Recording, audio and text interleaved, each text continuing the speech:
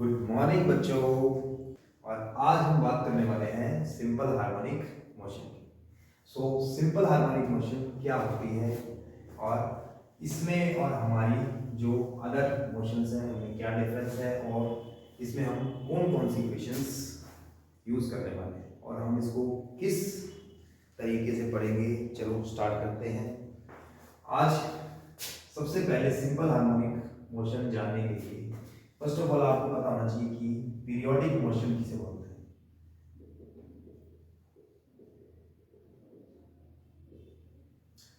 Periodic motion आपने पहले भी कई सारे देखे होंगे। जब आपका ऑब्जेक्ट सर्कल में मूव करता है और यूनिफॉर्म स्पीड से मूव करता है तो वो हर बार अपना जो रेवोल्यूशन कंप्लीट करने में सेम ही टाइम लगाता है। तो इसको हम क्या बोलते हैं? Periodic motion. तो ये जो आपकी पीरियोडिक मोशन है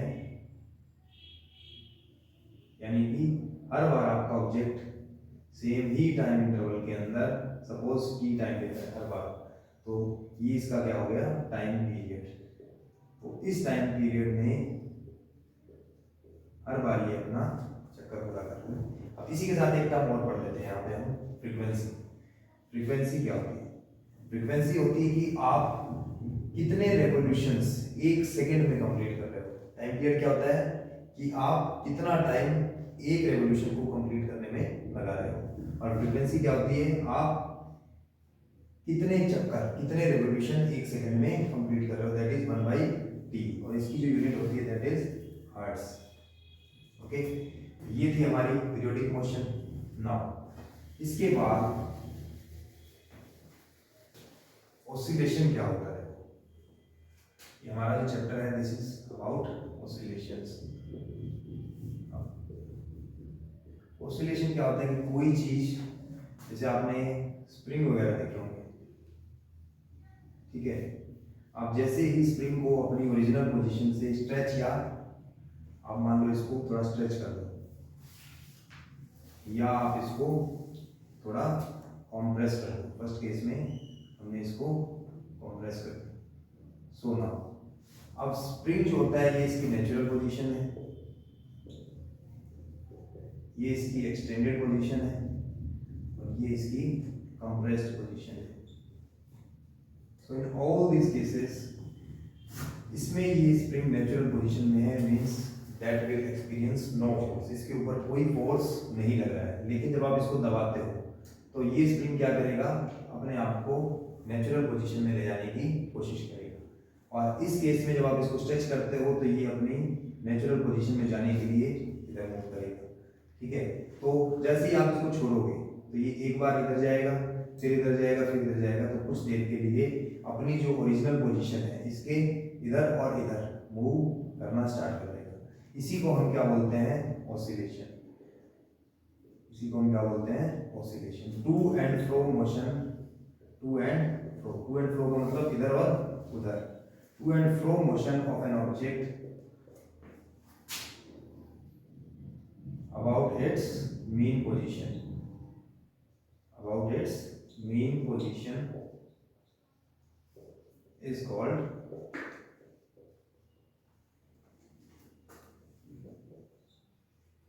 oscillation।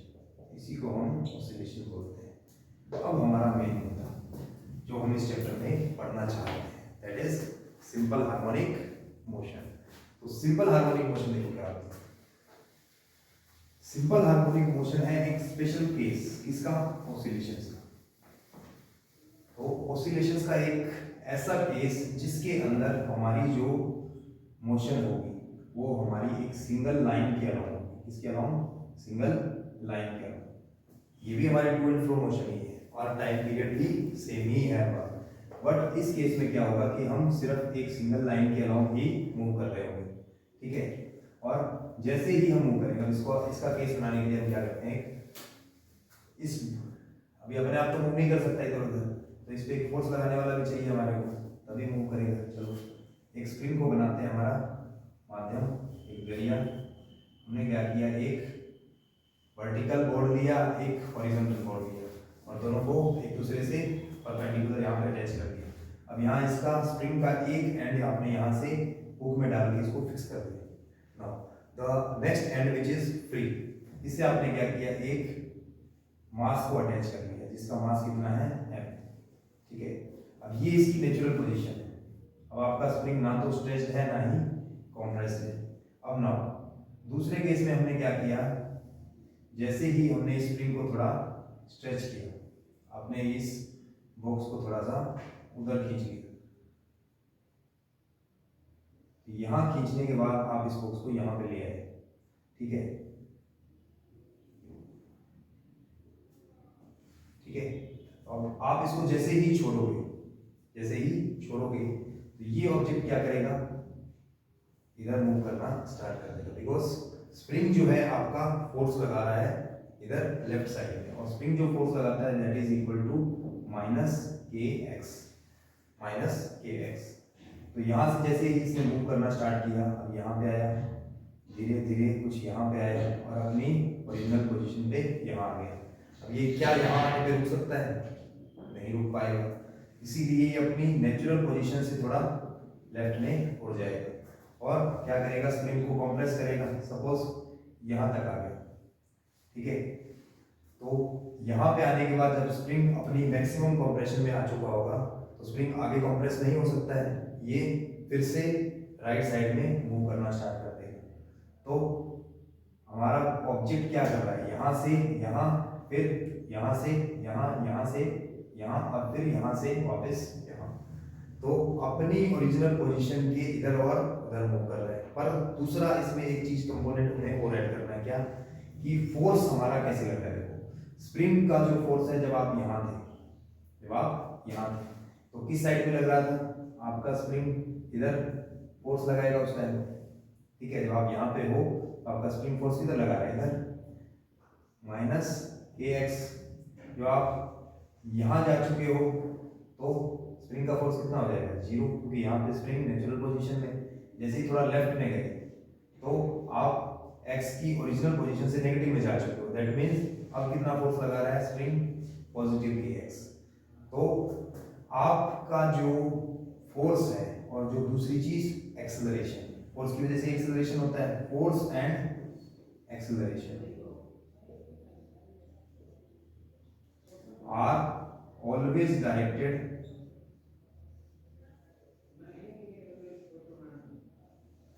towards the mean position, towards the mean position in simple harmonic motion.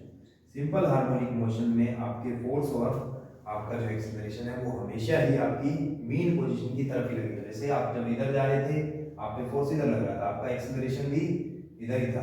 क्यों था, जब आप इधर जा रहे हो तो आपकी स्पीड घटती जा रही है, समझ में आई बात। जब आप इधर जा रहे हो तो स्पीड घटती जा रही है, एक्सेलरेशन किधर है, इधर। जब आप इधर जा रहे हो तब आपका एक्सेलरेशन किधर है, उधर, स्पीड घटती जा रही है, समझ में आई बात। तो ये दोनों चीजें, फोर्स और एक्सेलरेशन, आपके हमेशा ही इधर होंगे, आपको towards the mean position, towards the mean position. तो ये है हमारा सिंपल हार्मोनिक मोशन का बेसिक डेफिनेशन कि बोलते किसको है हम सिंपल हार्मोनिक मोशन। और इसका क्वालिटेटिव एनालिसिस चलो हम कर लेते हैं।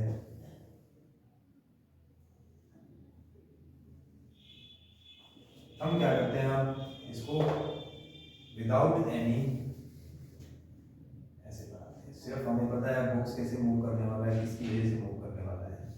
तो ये हमने रख दिया अपना बॉक्स, और इसका हमने ले लिया एक राइट साइड में पॉजिटिव एक्सट्रीम, जिसको हम क्या बोलते हैं, एम्पलीट्यूड बोलते हैं। Amplitude means the maximum displacement, the maximum displacement from the mean position, displacement from the mean position।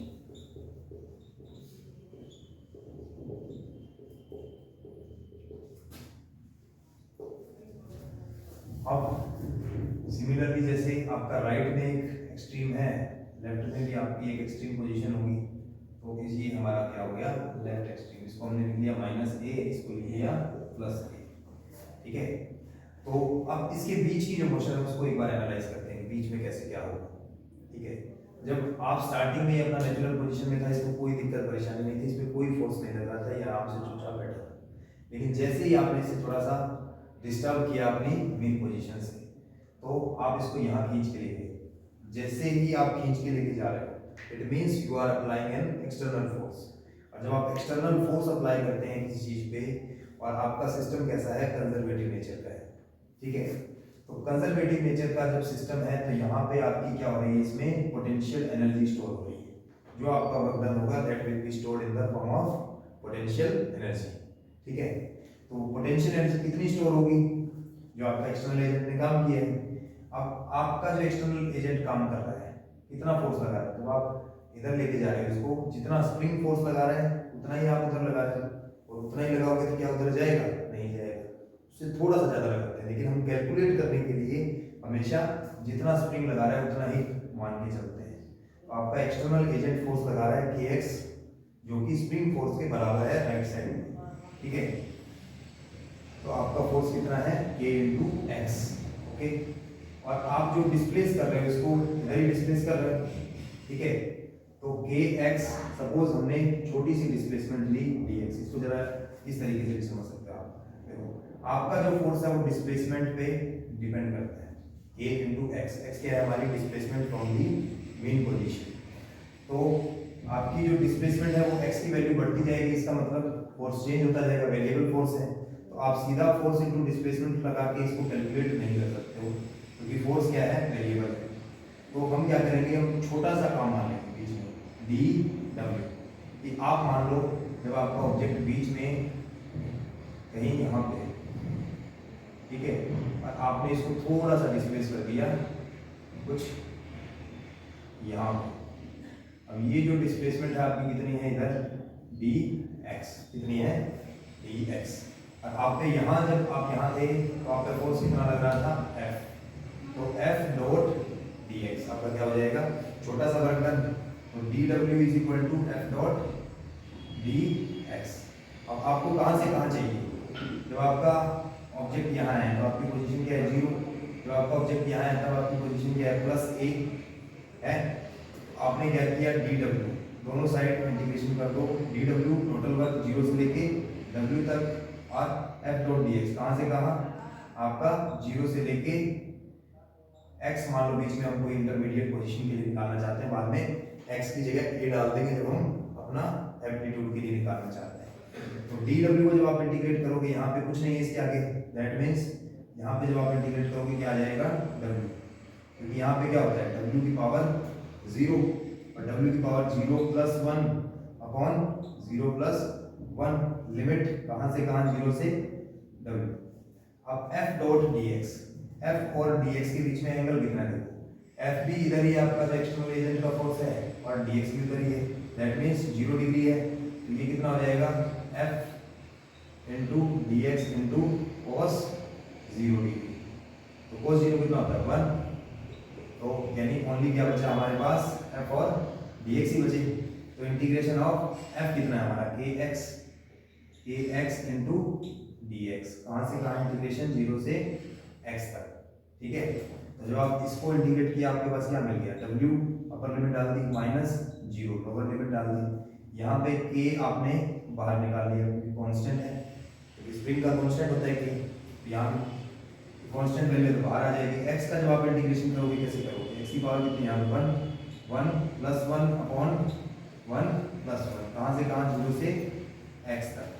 ये वैल्यू क्या आ गई, w is equal to 1 by यहाँ से 2 आ जाएगा, के एक्स स्क्वेयर। ये आ गया हमारा वर्क डन। यही हमारी क्या होगी, पोटेंशियल एनर्जी।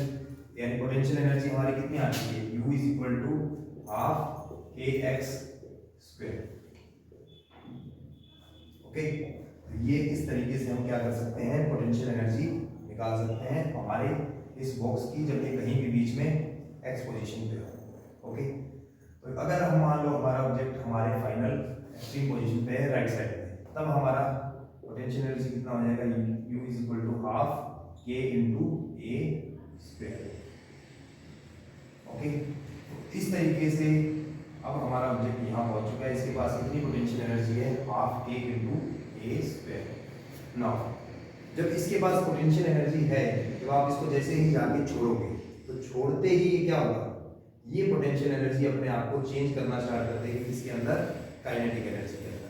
और ये काइनेटिक एनर्जी जब इस ऑब्जेक्ट को यहाँ तक लेके आएगी तो इसकी वेलोसिटी कुछ ना कुछ काफ़ी बढ़ चुकी होगी, कुछ v वेलोसिटी हम मान लेते हैं कि ऑब्जेक्ट की यहाँ पे बीच में है, ठीक है। तो ये यहाँ पे सडनली एकदम से रुक नहीं सकता है, तो ये क्या करेगा, लेफ्ट साइड में आगे फर्दर मूव करता रहेगा जब तक स्प्रिंग आपका कंप्रेस होता रहेगा, ठीक है। जो स्प्रिंग हमने लास्ट केस में मान के चल रहे हैं वही केस हम यहाँ पे कंसीडर कर रहे हैं। तो यहाँ पे जाने के बाद सपोज लेफ्ट साइड में एक्सट्रीम पोजीशन पे यहाँ पे रुकेगा, फिर से स्प्रिंग कंप्रेस हो गया, जैसे ही स्प्रिंग कंप्रेस हो गया ये फोर्स इधर लगेगा तो ये इधर जाना स्टार्ट कर देगा और ये ऑब्जेक्ट इस तरीके से अपनी ओरिजिनल पोजीशन के about to and fro motion करता है। इसी को हम चलो इसके अदर एस्पेक्ट्स की और बात करते हैं। अब हम चाहते क्या है बेसिकली कि हमारा जो ऑब्जेक्ट है इसके लिए, इसकी पोजीशन के लिए और इसकी वेलोसिटी के लिए हम क्या एक्सप्रेशन यूज कर सकते हैं कि हमें किसी भी पर्टिकुलर टाइम इंटरवल पे बताना है कि हमारा ऑब्जेक्ट किस पोजीशन पे है, तो किस तरीके से बता सकते हैं, उसके लिए हम क्या फंक्शन डिजाइन करें ताकि हम बता सकें किसी भी पर्टिकुलर इंटरवल ऑफ टाइम पे हमारा x कितना है और हमारी वेलोसिटी कितनी है, ठीक है। तो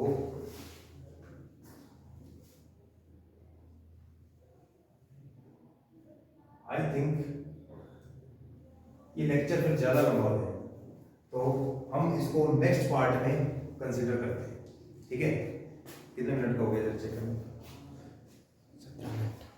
17 मिनट्स हो गए। चलो रुको डोंट कट, अभी 17 मिनट ही हुए हैं तो आई थिंक ज़्यादा लंबा नहीं हुआ है, एटलीस्ट 30 to 45 मिनट्स का लेक्चर हमें कंसीडर करना चाहिए। चलो तो अब हम स्टार्ट करते हैं हमारी पोजीशन और वेलोसिटी के लिए हम कैसे फंक्शन डिराइव कर सकते हैं।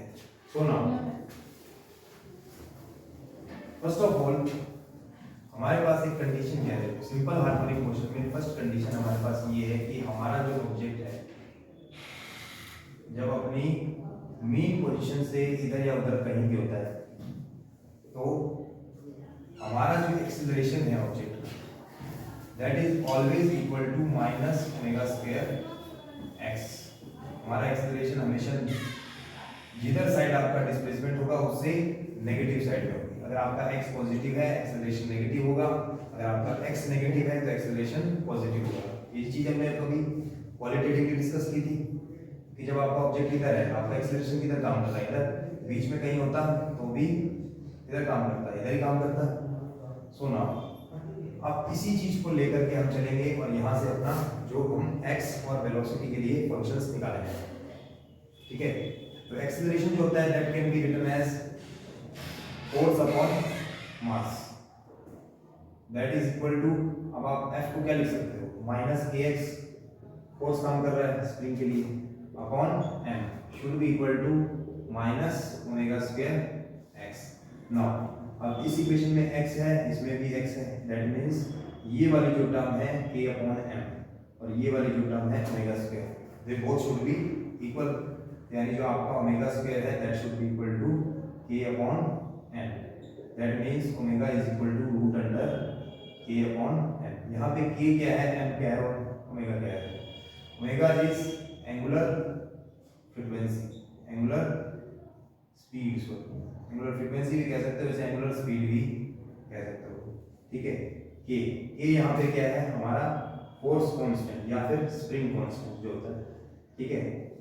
Now m is the mass of the block या मास ऑफ द पार्टिकल जो हमारा ऑसिलेट कर रहा है, ठीक है। तो ये इक्वेशन हमें मिल चुकी है f। अब हम यहां से शुरू करते हैं। Now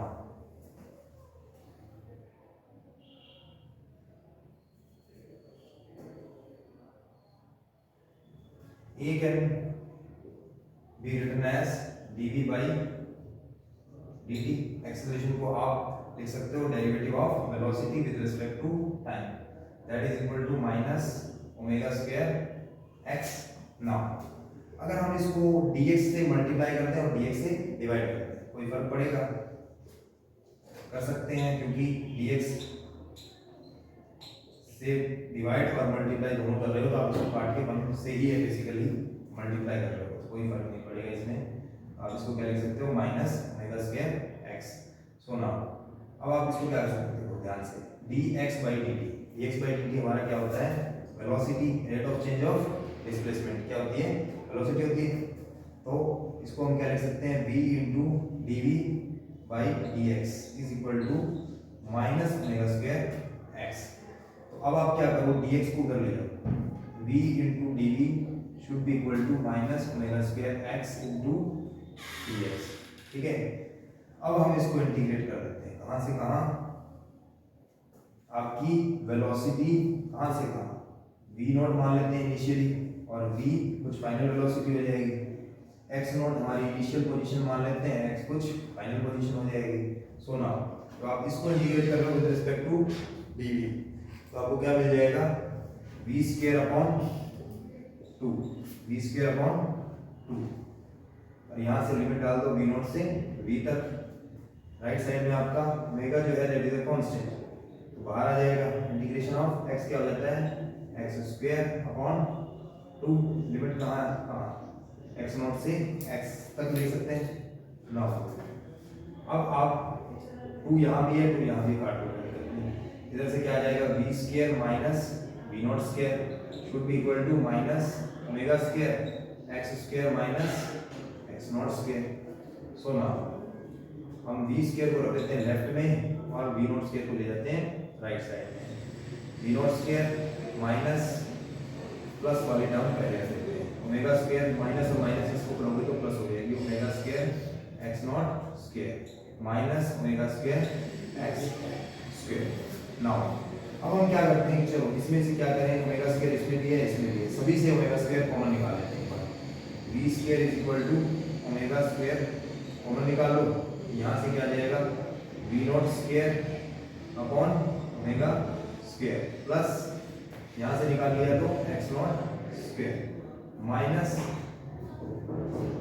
x square, omega square निकाल लिया तो इसको एक बड़ी ब्रैकेट में क्लोज कर। नाउ अब हम दोनों साइड से अगर स्क्वायर रूट करते हैं तो स्क्वायर रूट करने से क्या होगा, ये वाला स्क्वायर हट जाएगा, इसका स्क्वायर रूट करोगे तो ओमेगा, बाकी की टर्म्स रूट में आ जाएगी, तो root under v not square upon omega square plus x not square minus x square. तो अब हम यहाँ पे एक सब्स्टिट्यूशन लेंगे, ये सब्स्टिट्यूशन क्या है हमारा, कि हम इसको इस टर्म को मान लेते हैं हमारा एम्पलीट्यूड, क्या मान लेते हैं, एम्पलीट्यूड। ये इक्वेशन हमारी क्या बन जाएगी फिर, v is equal to omega into root under a square, पूरी टर्म को आपको मानना है, ठीक है, माइनस x स्क्वायर। अब बहुत सारे लोग सोचेंगे, बहुत सारे बच्चे सोचेंगे कि हमने ये क्यों माना, ठीक है, क्योंकि अभी आगे चल के देखना आपको समझ में आ जाएगा क्यों मानते हैं, क्योंकि इसको इस तरीके से मानने से हमें क्या फायदा होने वाला है। चलो इस डेरिवेशन को यहाँ तक एक बार आप नोट डाउन कर लो और अपनी खुद से इंटीग्रेशन करके देखो, ताकि आपको समझ में आए क्या क्या स्टेप्स हमने किए हैं। बहुत ही आसान तरीके से ये किया जा सकता है आराम से, ठीक है। नाउ इसको पॉज करके आप कर सकते हो, कोई दिक्कत नहीं है, मैं इसको रन कर देता हूँ। नाउ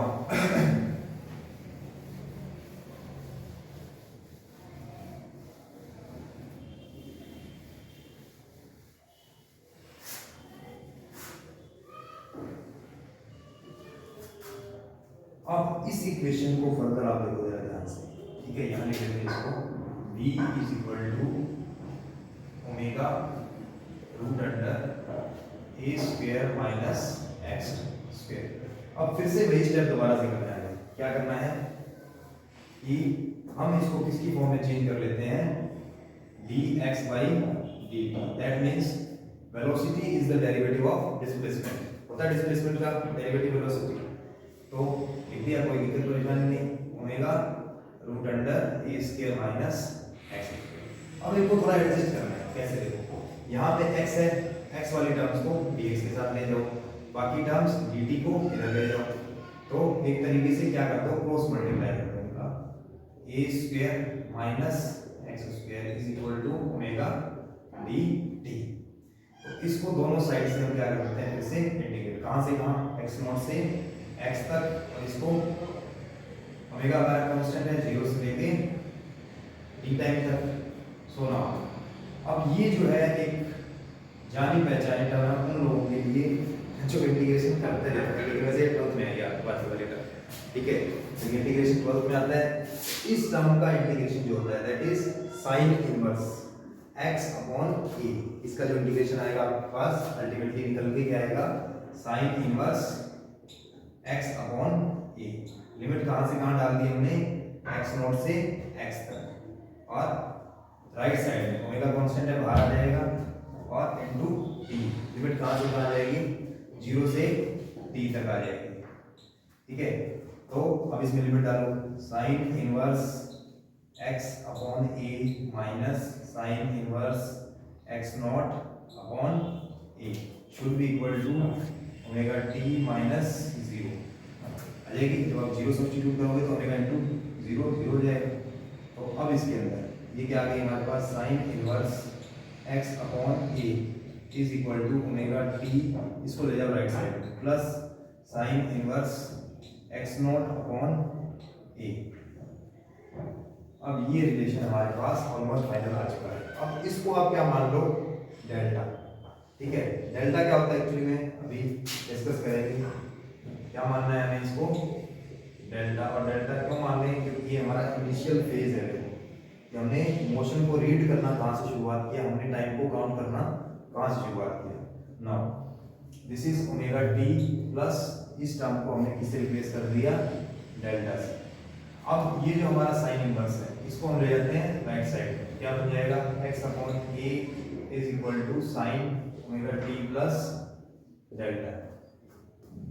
तो x इज इक्वल टू क्या आ गया आपके पास, a sine omega t plus delta. और यही सबसे इम्पोर्टेंट हमारा कंक्लूजन, जो हम जनरली 11th क्लास के बच्चों के साथ क्या होता है कि हमें कई बार सीधा ये लिख के दिखा दिया जाता है कि ये रिलेशन या ये फंक्शन हम यूज करते हैं किसी सिंपल हार्मोनिक मोशन को रिप्रेजेंट करने के लिए, लेकिन बताया नहीं जाता कि ये आया कहाँ से। चलो ये आपको पता लग गया अब कैसे हमने निकाला है, ठीक है।